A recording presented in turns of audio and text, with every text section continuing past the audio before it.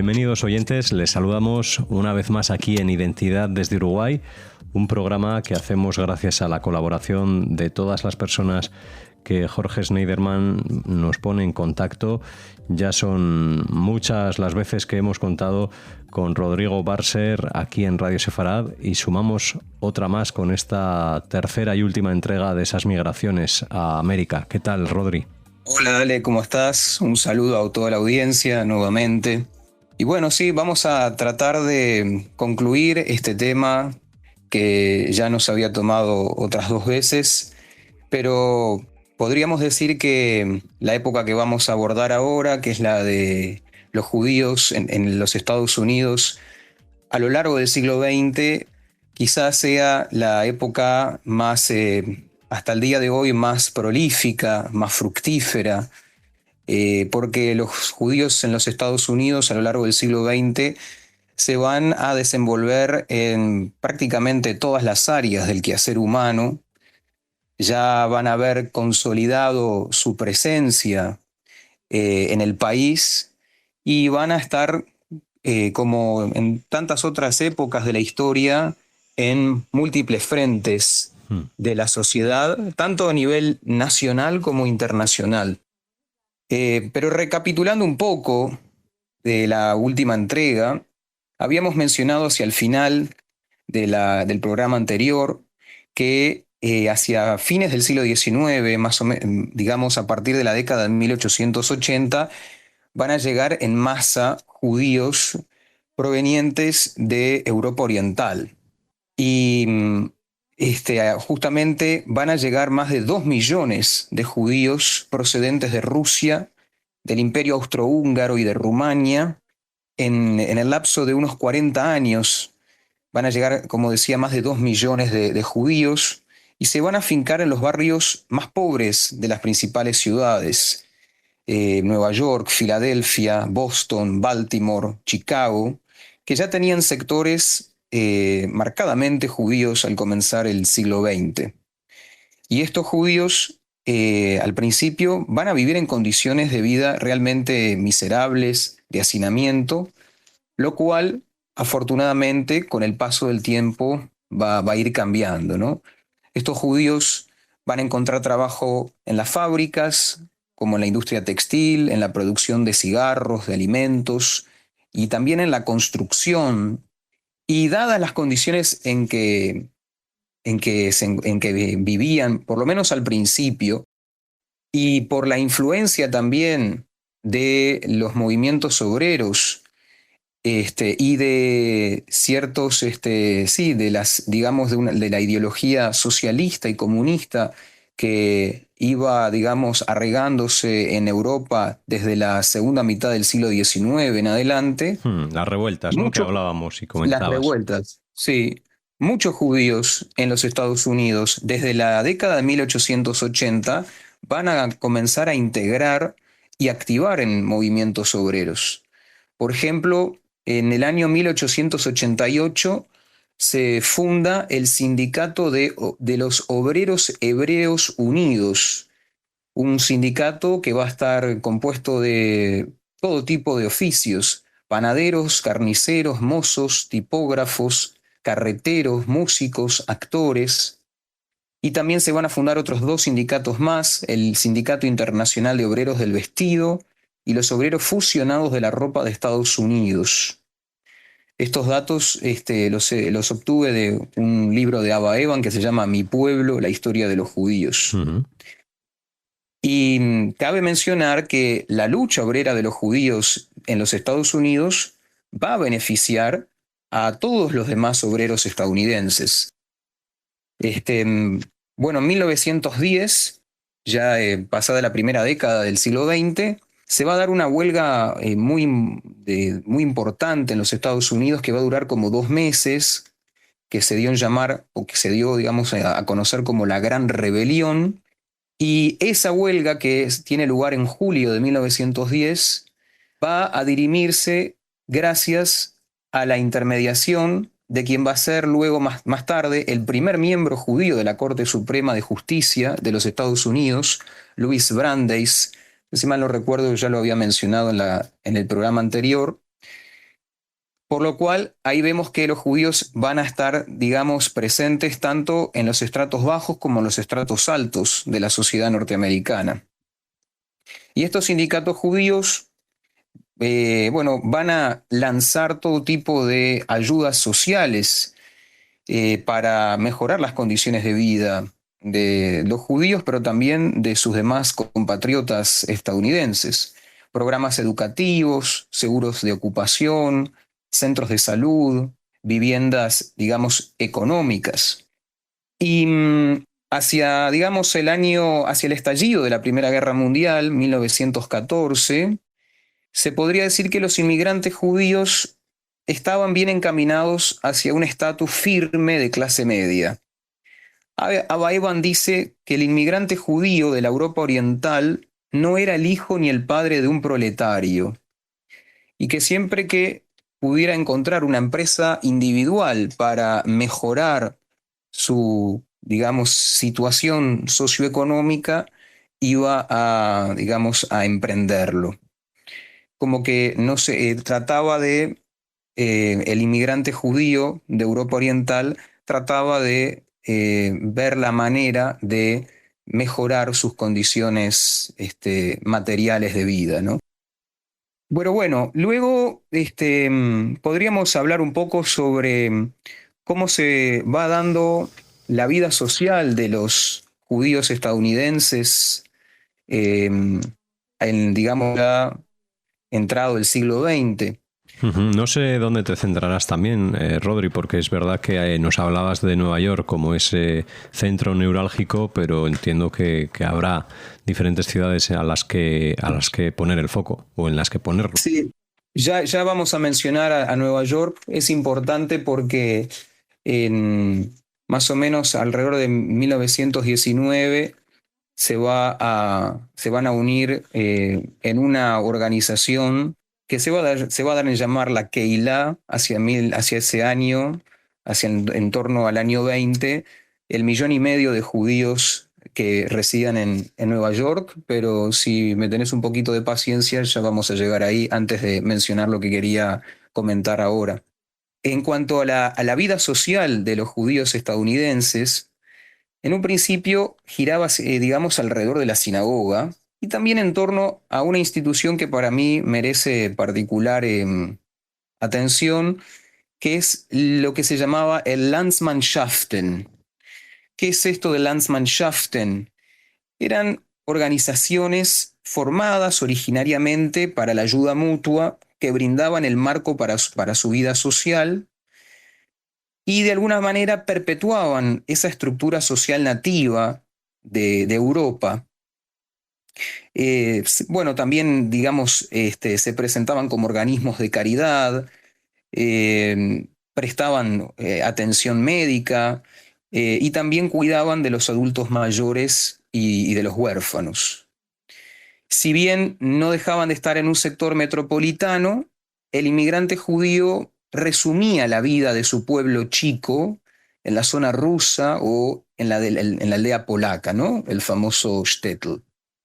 Ahora, por otro lado, a la vez, digamos, el judaísmo como religión y como cultura se va a desarrollar prolíficamente a lo largo del siglo XX en los Estados Unidos y apenas comenzar el siglo XX, en el año 1901, un rabino que va, digamos, a ser muy influyente a lo largo de todo el siglo XX, que fue Solomon Schechter, se va a unir a uno de los principales institutos de formación rabínica y judía en general, que va a ser el Seminario Teológico Judío de Nueva York, afiliado al movimiento conservador.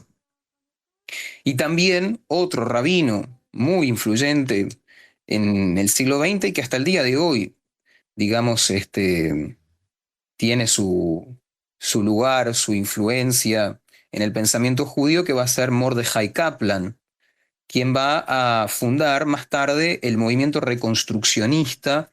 Quizás para los que nos están escuchando y no tienen mucha idea de qué es esto, el movimiento reconstruccionista en los Estados Unidos fue como una cierta redefinición del judaísmo reformista, pero más que nada adaptado a las necesidades y los intereses de los judíos de los Estados Unidos.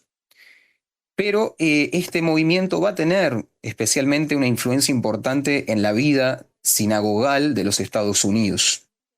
Y hacia fines de la Primera Guerra Mundial, hablando un poco más sobre cultura, se va a publicar la Enciclopedia Judía y se va a también a realizar una nueva traducción de la Biblia hebrea por la Jewish Publication Society.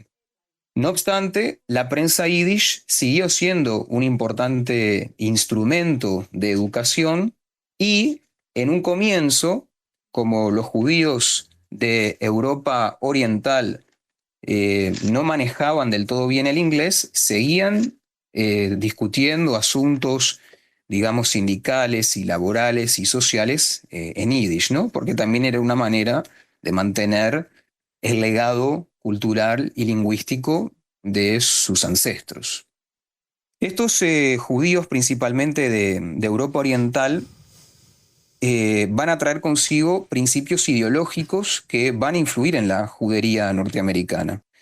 Eran judíos que apoyaban el socialismo o el comunismo como un medio de asegurar la igualdad económica y social, y además no solo los judíos, sino también todos los inmigrantes europeos del este forjan un vínculo fuerte entre los judíos norteamericanos y la política liberal. ¿Sí? La política liberal de los Estados Unidos, cabe aclarar, ¿no? No estamos hablando de una política, digamos, sin restricciones económicas, sino el liberalismo, digamos, político de los Estados Unidos, digamos, más asociado al Partido Demócrata que al conservador, al republicano. Pero a la vez, estos judíos de Europa del Este traen consigo también un apoyo sin precedentes al nacionalismo judío. Van a ser, digamos, los principales paladines del sionismo. Y van a educar a la comunidad judía norteamericana sobre este tema, incluso si no figuraban entre sus primeros líderes. Y así como los judíos, es interesante porque es muy diversa la composición de los, digamos, sociocultural y religiosa de los judíos de Europa del Este, porque así como por un lado había judíos, digamos, identificados con la izquierda, también van a llegar a Estados Unidos muchísimos judíos ortodoxos que no se sentían para nada cómodos con el judaísmo reformista que comenzaba a florecer en los Estados Unidos. Y de esa manera, bueno, van a insistir en mantener la tradición ortodoxa, aunque fuera en un contexto moderno, ¿no? Y esto va a contribuir con, por un lado, la fundación del judaísmo conservador, pero a la vez va a infundir el judaísmo ortodoxo de nuevas energías y propósitos. Por eso es que digamos, el judaísmo ortodoxo de los Estados Unidos, si bien muy apegado a las viejas costumbres, no deja de tener digamos, un semblante, una definición nueva, moderna. Por eso es que también en Estados Unidos surge esa nueva, digamos, forma del judaísmo ortodoxo que va a ser la ortodoxia moderna, ¿no? Esa ortodoxia que no va a dejar de estar abierta al conocimiento universal, a las profesiones universitarias y liberales. El otro tema que me parece importante de mencionar es cómo fue la situación de los judíos en el periodo de entreguerras entre la Primera y la Segunda Guerra Mundial y, digamos, en lo que fue la época de la Shoah, ¿no? Y la Segunda Guerra Mundial. En 1914 se crea el Comité Mixto de Distribución Judío-Estadounidense, que va a desempeñar un papel muy importante para lo que va a ser la protección de los judíos, tanto dentro como fuera del país. Pero en la década del 20, cuando empieza a asomar nuevamente podríamos decir, la fea cabeza del antisemitismo en Europa, En la década del 20, cuando ya se empieza a sentir una importante recesión económica en los Estados Unidos, se promulga la famosa ley Johnson, que detiene la libre inmigración a los Estados Unidos, lo cual va a afectar de forma muy adversa a millones de judíos que vivían en Polonia y Rusia, que tenían intención de emigrar a Estados Unidos. Y a su vez se va a implementar un plan que va a excluir a los judíos de la posibilidad de tener un terreno donde vivir, lo cual les va a cerrar zonas urbanas íntegras a los residentes que así se identificaban como de ascendencia hebrea. Pero si hay un año en el que se sintió el brote más serio de antisemitismo registrado en la historia de los Estados Unidos, fue el 1929, ¿no? El año de la Gran Depresión, el famoso crack, que, digamos, afectó a todos los estadounidenses, pero que, desgraciadamente, las minorías étnicas o religiosas, o también los contingentes inmigratorios, sufren la peor estigmatización y discriminación, ¿no? A quienes muchas veces se les endilga la responsabilidad de la ruina o del estancamiento del país. Y los judíos en este momento son acusados de ser, por decirlo de alguna forma, los arquitectos de la desintegración de los Estados Unidos, una acusación que, como anota Abaiban, se origina en los distritos rurales del sur, cuyos habitantes se sentían cautivos económicamente de las ciudades y más que nada de Nueva York. Pero a la vez, muchos funcionarios, economistas y abogados judíos se encontraban entre los planificadores y los administradores de ese plan de políticas sociales y económicas que Roosevelt justamente implementó para salvar el país, el famoso New Deal. Por supuesto que el prejuicio racial influyó significativamente en la aparición del antisemitismo en los Estados Unidos. Así como los blancos sureños discriminaban a los negros, también van a discriminar a los judíos como inmigrantes indeseables, y en represalia les van a denegar el acceso a los lugares de pasatiempos, a los clubes y sociedades.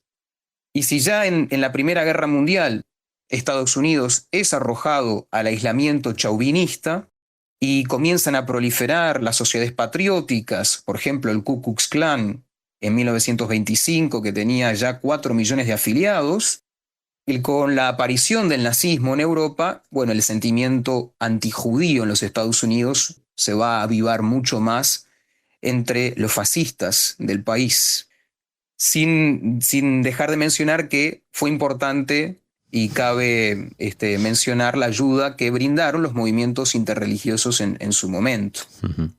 Si hay, digamos, 3 causas que indujeron a los judíos americanos a un cambio espiritual radical, fue, ni que hablar, el ascenso de Hitler, la situación y por consiguiente la situación difícil de los judíos en Europa, pero a la vez la lucha de Israel por la independencia. También aparece un líder cristiano que encabezó un movimiento antisemita en la década de 1930, el padre Koulin, quien va a acusar a los judíos de que el bolcheviquismo sea un sistema creado por ellos, y además su propaganda se hace mucho más eficaz cuando la Alemania nazi inicia la persecución a los judíos. Y bueno, por todos estos factores es que durante la Segunda Guerra Mundial el centro de la actividad sionista se va a trasladar a los Estados Unidos, país que va a realizar de todas maneras manifestaciones y boicots a las mercaderías alemanas como una manera de expresar la disidencia y el enfrentamiento al régimen nazi. Pues un buen resumen para un siglo con tantos eventos, con tantos sucesos y tantas historias que contar. Esta es la de la migración de los judíos a Estados Unidos en el siglo XX, como comenzábamos comentando al principio de esta última entrega. Ya saben que Rodrigo Barser ha dedicado un par de programas con este 1+3 a esas migraciones desde el centro y el este de Europa hasta América y en concreto América del Norte, así que les invitamos a escucharlos porque son muy interesantes, con muchos datos y bueno, con muchas curiosidades que les invitamos a escuchar aquí en radiosefarad.com. Rodrigo Basser, muchas gracias como siempre. Muchas gracias, Ale. Me gustaría terminar con una frase del historiador Abba Eban que creo que se aplica hasta el día de hoy y muy especialmente en la actualidad. Dice Abba Eban: la situación de los judíos en cualquier sociedad solo es tan segura como lo es la sociedad misma.